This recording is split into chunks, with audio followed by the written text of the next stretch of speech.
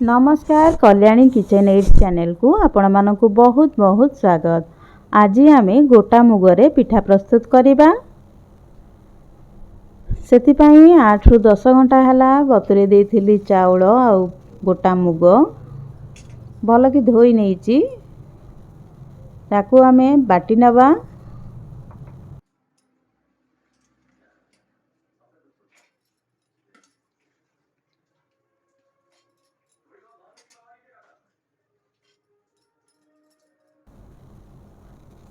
एठी अल्प मु रसुण नेछि, अल्प अदा मु सबुतक चाउल आ मुग पाई नेछि। दी थरिया करी मैं बाटीबी, सेत पई आगो एरा बाटी नउछि। आउ थरे पुणी चाउल मुग को बाटीबी।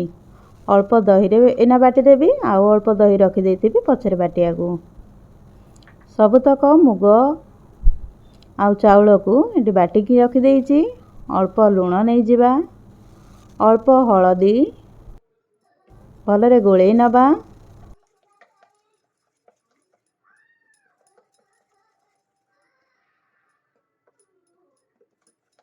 टिके साइड रे रखी दबा। को गोटे मसला प्रस्तुत करिबा। सेति पई एठी मु 2 रु 3 चम्मच रिफाइन तेल नेछि। तेल को सब आडे स्प्रेड करि नबा।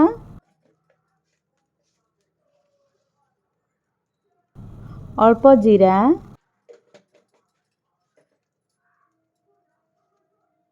धला राशि, अल्प जुआणी,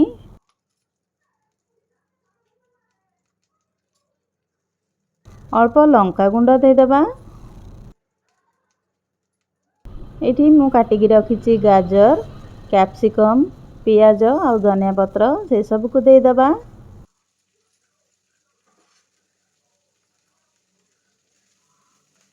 अल्प भाजी नबा जेमति कि तार कंचा अंश छाड़ी जीवो।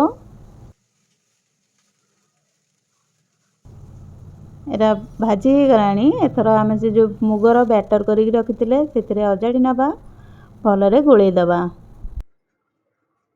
यदि मो वीडियो गुडी को आपन को पसंद आसुची तेबे सब्सक्राइब और लाइक करबा को जमारू भी भूलिबेनी।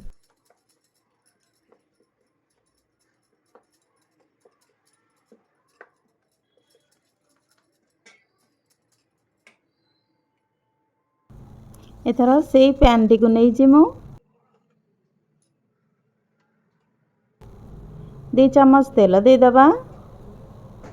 तेल को सब आडे खेळेई नबा।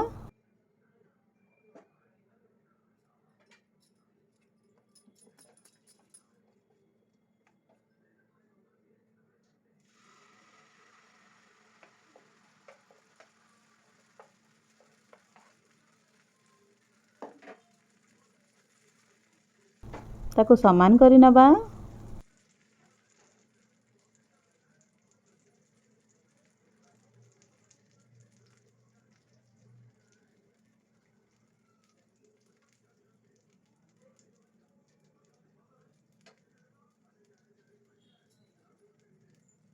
तापरे घोड़े की 5 मिनिट खंडे आमे छाड़ी दबा। ताको स्लो फ्लेम रे जेमती भलरे सिझी जीवो। 5 मिनिट हे गलानी। ताको एथर धीरे की लेउटेई दबा। आराम से करिवे नने भांगी जीवो।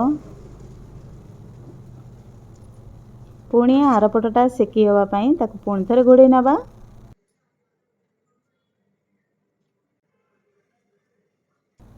एथर हमर तयारी हे गला गोटा मुग पिठा।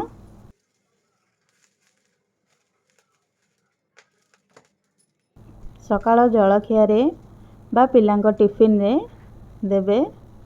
बहुत हेल्दी जलखिया। देखंतु केते बढ़िया देखा जाउची। ता स्वाद भी बहुत भलो अछि।